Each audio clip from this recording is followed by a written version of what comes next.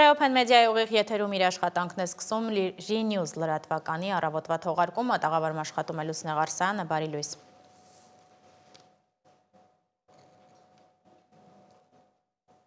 Նիկոլ Փաշինյանը Եվրամիության մայրաքաղաք Բրյուսելում անցկացված համաշխարհային դարպասներ համաժողովում հայտարարել է, որ Հայաստանի և Եվրամիության հարաբերությունները երբեք այսքան սերտ չեն եղել և մեր տարածաշրջանում Եվրամիության ներգրավվածության ավելացումը տեղի է ունենում շատ ճիշտ պահի։ Փաշինյանը նաև հայտարարել է, որ Հայաստանը կարող է կամուրջ դառնալ Հարավային Կովկասի, Միջին Ասիայի և Եվրոպայի միջև։ Եվրամիության Global Gateway համաշխարհային դարպասներ երկրորդ միջազգային համաժողովի հարթակը Հայաստանի համար դարձել է ոչ միայն Եվրամիության հետ կապերի խորացման, այլև սեփական ռազմավարական նախագիծը խաղաղության խաչմերուկը միջազգային հանրությանը ներկայացնելու կարևոր հնարավորություն։ Համաժողովի բացմանը Եվրոպական հանձնաժողովի նախագահ Ուրսուլա ֆոն դեր Լայենը ներկայացրեց ներկայիս իրողությունները, ընդգծելով, որ աշխարհը թևակողել է խիստ մրցակցային փուլ, որտեղ հաջողության բանալին գործընկերություններն են։ Աշխարհը խորապես փոխվել է։ Մենք այժմ թևակողել ենք խիստ մրցակցային և գործարքային համաշխարհային քաղաքականության դարաշրջան։ Մենք բոլորս հարմարվում ենք այս նոր տնտեսական իրողություններին։ Առաջ գնալու ճանապարհը գործընկերությունների միջոցով է։ Գործընկերություններ, որոնք հիմնված են ընդհանուր շահերի և ինքնիշխանության հանդեպ հարգանքի վրա։ Եվ սա այն է, ինչը մեզ միավորում է այստեղ և այսօր։ 300 միլիարդ եվրո։ Սա այն հավակնոտ թիվն է, որը Եվրամիությունը խոստանում է մոբիլիզացնել մինչև 2027 թվականը աշխարհում ենթակառուցվածքային նախագծեր իրականացնելու համար։ Համաշխարհային դարպաս անունը կրող Եվրամիության այս ռազմավարությունը ոչ միայն տնտեսական նախաձեռնություն է, այլև Եվրոպայի հզոր աշխարհաքաղաքական հայտը, ուղղված Չինաստանի մեկ գոտի, մեկ ճանապարհ նախաձեռնությանը հակակշիռ ստեղծելուն։ 2021 թվականին մեկնարկած այս ծրագրի նպատակն է խթանել կապերը թվային, էներգետիկ և տրանսպորտային ոլորտներում, ամրապնդել առողջապահության և կրթության համակարգերի գործընկերությունը։ Համաշխարհային դարպասը փոխադարձ օգուտների մասին է։ Մեր սկզբնական նպատակը 5 տարում 300 միլիարդ եվրո մոբիլիզացնելն էր, բայց այսօր մենք արդեն հասել ենք այդ թիրախին։ 4 տարում մենք արդեն մոբիլիզացրել ենք ավելի քան 306 միլիարդ եվրո, եւ ես վստահ եմ, որ մինչև 2027 թվականը մենք կգերազանցենք 400 միլիարդը։ Մենք ցանկանում ենք աշխատել ձեզ հետ, բոլորիդ, որոնք այստեղ են դահլիճում եւ առցանց, որպեսզի գլոբալ դարպասը ել ավելի կենտրոնացնենք հիմնական արժեշղթաների վրա։ Իր ելույթում վարչապետ Նիկոլ Փաշինյանն ընդգծեց, որ որպես ծով երկ չունեցող երկիր Հայաստանը լիարժեք գիտակցում է կապուղիների կարևորությունը։ Հայաստանի և Եվրամիության միջև հարաբերությունները երբեք այսքան սերտ չեն եղել։ Զարգացող այս գործընկերությունը եզակի հնարավորություն է ստեղծում, որպեսզի Հայաստանն ավելի խորը և ռազմավարական մակարդակում մասնակից դառնա Եվրոպայի կապակցվածության զարգացող տեսլականին, մասնավորապես համաշխարհային դարպասներին և Սևծովյան ռազմավարությանը, միջին միջանցքին, անդրեվրոպական տրանսպորտային ցանցի և մյուսներին։ Վարչապետը նաև անդրադարձավ Վաշինգտոնում ձեռք բերված պայմանավորվածություններին, որոնք նրա խոսքով ամբողջովին համահունչ են խաղաղության խաչմերուկ նախաձեռնությանը։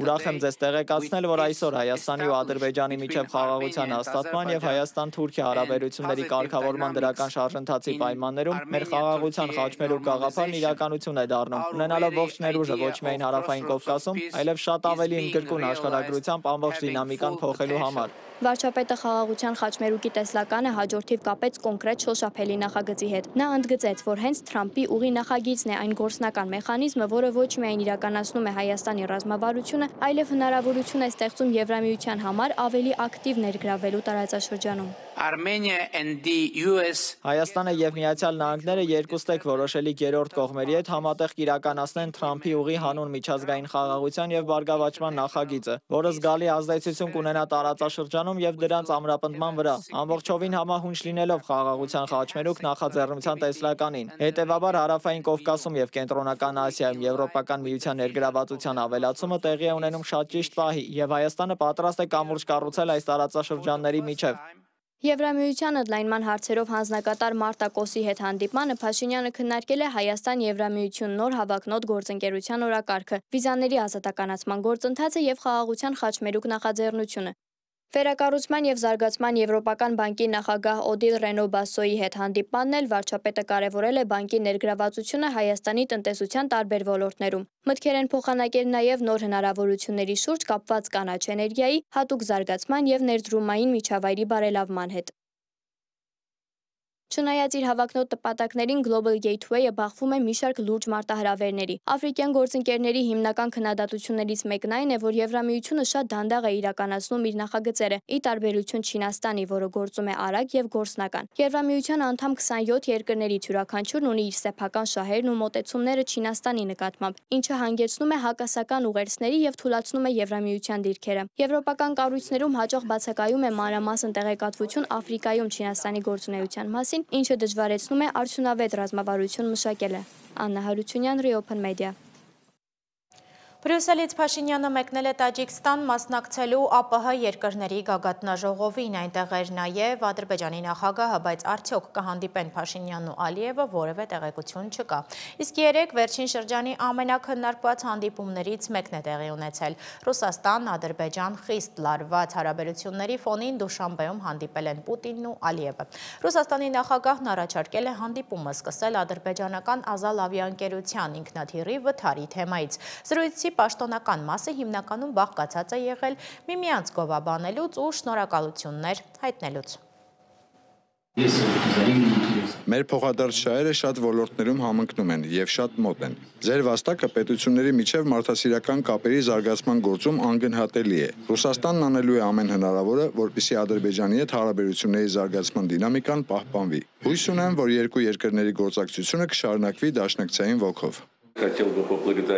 Շնորհակալություն ձեզ ինքնաթիռի կործանման պատճառների հետաքննությունը անձամբ վերահսկելու համար։ Մենք բազմիցս կարծիքներ ենք փոխանակել եւ մեր թիմերի անդամները մշտական կապի մեջ են։ Շնորհակալություն եւս մեկ անգամ, որ մեր հանդիպման ընթացքում կարևորեցիք այս թեման։ Նշեմ նաեւ, որ այն ճանապարհային քարտեզները, որոնք մենք ձեզ հետ հաստատել ենք, հաջողությամբ իրականացվում են։ Դրական դինամիկա կա նաեւ ապրանքաշրջանառության ավելացման մեջ։ Բոլոր մյուս ուղղություններով նույնպես ոչ միտեղ դանդաղում կամ հետընթաց չի եղել։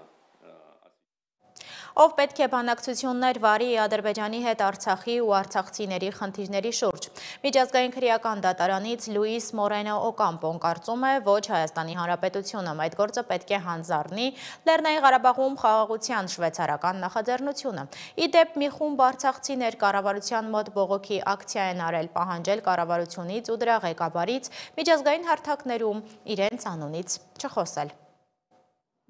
Միջազգային քրեական դատարանի առաջին դատախազ Լուիս Մորենո Օկամպոն հայտարարել է, որ Հայաստանն ի վիճակի չէ Արցախի հարցով բանակցություններ վարել Ադրբեջանի հետ։ Նրա խոսքով արցախցիներին պետք է ներկայացնի Լեռնային Ղարաբաղում խաղաղության շվեյցարական նախաձեռնությունը։ That is very important because right now Որոշ կառավարություններ, որոնք հենվում են աշխարհաքաղաքական շահերի եւ ոչ թե ժողովրդի իրավունքի վրա, պնդում են, թե Հայաստանը պետք է Լեռնային Ղարաբաղի հարցով բանակցի Ադրբեջանի հետ։ Դա այդպես չէ։ Ուստի եւ Լեռնային Ղարաբաղի ժողովուրդը կարիք ունի ներկայացվածության։ Լուիս Օկամպոն դրական է վերաբերվում օգոստոսի 8-ին Վաշինգտոնում Հայաստան, Միացյալ Նահանգներ, Ադրբեջան եռակողմ փաստաթղթերի ստորագրման այն մասով, որով կանխվում է Ադրբեջանի հարձակումը Հայաստանի դեմ, բայց փաստաթուղթը պաշտոնապես չի ներառում արցախահայերի եւ Ադրբեջանում գտնվող պատանդների հարցը։ Միջազգային դատարանի նախկին մեղադրողը նախաձեռնությունը համարում է պայքար հանուն քաղաքակրթության։ on November 2023 2023-ի նոյեմբերի 17-ին Արդարադատության միջազգային դատարանը Ադրբեջանին պարտավորեցրեց զերծ պահել Լեռնային Ղարաբաղի ժողովրդին ուժի կիրառումից, բայց այն չի իրականացվել։ Ահա թե ինչու մենք պետք է մոբիլիզացնենք խորհրդարաններին ամբողջ աշխարհում պահանջելու արցախցիների վերադարձի իրավունքի իրականացումը։ Արցախահայերը մեծ հույսեր են կապում նախաձեռնության հետ։ Արցախի նախկին մի Պարտակ Բեգլարյանի խոսքով իրենք գիտակցում են, առանց միջազգային երաշխիքների անհնար է վերադարձի իրավունքի իրացումը։ Մեր ժողովուրդը տառապում է ոչ միայն բռնի տեղահանման, այլև տուն վերադառնալու անկարողության պատճառով։ Եվ երբ հանդիպում եմ իմ հայրենակիցներին, առաջին հարցը, որ նրանք տալիս են, այն է, թե երբ կվերադառնանք տուն։ Ցավոք, իմ պատասխանը միշտ նույնն է՝ շոշափելի նորություն չկա։ Գերմանացի իրավապաշտպան Ջոնաթան Շպանգենբերգը եւս Հայաստանի եւ Ադրբեջանի միջև խաղաղության մասին խոսելիս գործընթացն առանց արցախահայերի վերադարձի եւ Բաքվում գտնվող հայ պատանդների խնդիրների լուծման չի պատկերացնում։ Նույնիսկ ամերիկյան, այսինքն այս առումով իր որոշումների եւ դիրքորոշումները ունի եւ պիտի պատրաստ է, այսինքն այս ուղղությամբ աշխատանք կդանել, ինչպես նույնիսկ եվրոպացիները, այսինքն այդպես չէ, որ այս հարցը Եվրոպայի կողմէ կամ նույնիսկ Գերմանիայի կողմէ անդեսված է։ Իդեպ միջազգային տարբեր հարթակներում իրենց անունից Արցախի մասին որևէ հարց չքննարկելու պահանջով այսօր կառավարության դիմաց բողոքի էին դուրս եկել արցախցիների իրավունքների պաշտպանության խորհրդի ներկայացուցիչներն ու մի խումբ արցախցիներ։ Արցախայությունից խլել եք ամեն ինչ։ Այսօր եկած իրենց իրավունքները ոտնահարում եք արդեն։ Ոչ մեկը իրավունք չունի արցախայության տեղը որոշելու։ Հիշեցնենք, Լեռնային Ղարաբաղում խաղաղության շվեյցարական նախաձեռնությունը խորհրդարանական նախաձեռնություն է, որի նպատակն է երկխոսություն հաստատել Ադրբեջանի եւ Արցախի բնակչության ներկայացուցիչների միջև, բանակցելու տեղահանված հայ բնակչության անվտանգ եւ հավաքական վերադարձի շուրջ։ Մերի Դանիելյան, Reopen Media։ Արցախցիների վերադարձի հարց չի քննարկում նախկին օմբուդսմեն Արման Թաթոյանի ղեկավարած ուժը միասնության թևերը։ Հենց այս նախաձեռնությամբ է մարդու իրավունքների նախկին պաշտպանը մասնակցելու եկող տարվա խորհրդարանական ընտրություններին։ Իդեպ այս նախաձեռնության անդամ է նաև պետեկամուտների կոմիտեի նախկին նախագահ Դավիթ Անանյանը։ Ընտրություններին պատրաստվող ուժի վարչապետի թեկնածուն Թաթոյանն է։ Ահա եկավ այն ժամանակը, եւ դա անխուսափելի դարձավ։ Այլևս չեմ կարող զուտ մասնագիտորեն վերաբերվել քաղաքական կյանքին, որը հայանպաստ չէ։ Կփորձեմ պետության եւ ժողովրդի շահերի պաշտպանությանն ուղղել իմ եւ իմ թիմակիցների բոլոր ջանքերը, այդ թվում միասնության թևեր քաղաքական նախաձեռնությամբ, որի մտահղացումը բխում է ժողովրդին սատարելու եւ բոլորիս ջանքերը միավորելու իմ ցանկությունից։ Միասնության թևերը նշանակում է, որ մենք պետք է իրար թև ու թիկունք լինենք։ Ռուս-ուկրաինական պատերազմը դրան անմիջականորեն չմասնակցող երկրների հարաբերություններում ինտրիգների պատճառ է դառնում։ Ուկրաինայի կողմից Ռուսաստանի դեմ կռված վիրահայ տղամարդը, որ ձերբակալվել էր Հայաստանում, ազատ է արձակվել, թեև ռուսական կողմը պահանջել էր նրան հանձնել Ռուսաստանին, իսկ դաշնությունում նա ամենայն հավանականությամբ դատապարտվելու էր ազատազրկման։ Ճիշտ այնպես, ինչպես Հայաստանի մի քաղաքացի, որ կռվել էր Ուկրաինայի զինված ուժերի կազմում։ Ռուսաստանում 12 տարվա ազատազրկման է դատապարտվել Հայաստանի քաղաքացի Արմեն Բալյանը, որը մասնակցել էր ռուս-ուկրաինական պատերազմին Ուկրաինայի կողմից։ Նա ձերբակալվել էր անցյալ տարի Մոսկվայի Դոմոդեդովո օդանավակայանում Ռուսաստան մուտք գործելիս։ Մինչև այդ Բալյանի հանդեպ հետախուզում էր հայտարարվել։ Նա մեղադրվում էր վարձկան լինելու մեջ։ Դատավարության ընթացքում նա խոստովանել է, որ մասնակցել է ռուսական զորքերի դեմ մարտերին, տեղեկացրել, որ մի քանի անգամ վիրավորվելուց հետո լքել է մարտի դաշտը։ Դատարանը բռնագանձել է ավելի քան 2.3 միլիոն ռուբլի, որն ըստ մեղադրանքի նա վաստակել էր որպես վարձկան։ Ռուսաստանի իրավապահների թիրախում էր նաև մեկ այլ հայրենակից՝ Վրաստանի քաղաքացի Գեորգի Կինոյանը։ Սեպտեմբերի 3-ին Կինոյանը, որը նույնպես մասնակցել էր ռուս-ուկրաինական հակամարտությանը, ձերբակալվել էր Հայաստանի սահմանին Դաշնության հայտարարած միջազգային հետախուզման հիմքով։ Ձերբակալությունը լայն արձագանք գտավ Վրաստանում։ Բազմաթիվ հասարակական գործիչներ, այդ թվում ռազմական լրագրող Գեորգի Ծերոձեն, սկսեցին հանրային արշավ կոչ անելով Հայաստանի իշխանություններին չարտահանձնել Կինոյանին։ Մենք կոչ ենք անում Հայաստանի Հանրապետության իշխանություններին տեղի չտալ այդ անարդարության առաջ։ Գեորգիի արտահանձնումը կլինի անմարդկային քայլ, ինչպես Հայաստանի, այնպես էլ Վրաստանի համար։ Հանրային ճնշումները եւ իրավապահների, մասնավորապես Հելսինկյան քաղաքացիական ասամբլեայի Վանաձորի գրասենյակի ջանքերը տվեցին իրենց արդյունքը։ Հայաստանը հրաժարվեց բավարարել Ռուսաստանի պահանջները, ինչի մասին հայտնել էր քաղաքագետ Գեորգի Թումասյանը։ Գեորգի Կինոյանն ազատության մեջ է։ Հայաստանը հրաժարվեց նրան արտահանձնել Ռուսաստանին, քանի որ դա վտանգավոր կլիներ նրա համար։ Մեծ շնորհակալություն Հայաստանի իշխանություններին եւ մարդու իրավունքների ականավոր պաշտպաններ Հելսինկյան քաղաքացիական ասամբլեայի Վանաձորի գրասենյակին։ Իսկ ռուս-ուկրաինական շփման գծում մարտերը խորքային տարածքներում էլ հեռահար փոխադարձ հարվածները չեն դադարում։ Անցնող մեկ օրում ռուսական զորքերը հարված են հասցրել Չեռնիգովի մարզի ենթակառուցվածքային խոշոր օբյեկտին։ Իսկ ուկրաինական անօդաչու թռչող սարքերը թիրախավորել են Վոլգոգրադի մարզում գտնվող Լուկոիլի գազի վերամշակման գործարանը, որտեղ խոշոր հրդեհ է բռնկվել։ Միաժամանակ Ռուսաստանը հայտարարել է Զապորոժիայի մարզում եւս մի բնակավայրի գրավման մասին։ Ուկրաինայի զինված ուժերի գլխավոր շտաբը հայտնել է, որ անցած օրվա ընթացքում ռազմաճակատում տեղի է ունեցել 200 մարտական բախում։ Ուկրաինայի օդային ուժերն ու հրթիռային ստորաբաժանումները խոցել են ռուսական անձնակազմի եւ տեխնիկայի կենտրոնացման վայրեր։ Նախագահ Զելենսկին պնդել է, որ ուկրաինական զորքերը հակահարձակումներ են իրականացնում Դոբրոպոլեի եւ Պոկրովսկի ուղղություններով, միաժամանակ համառորեն պաշտպանելով Կուպյանսկի եւ Նովոպավլովկայի դիրքերը։ Մոնիկա Հայրոյան, Reopen Media։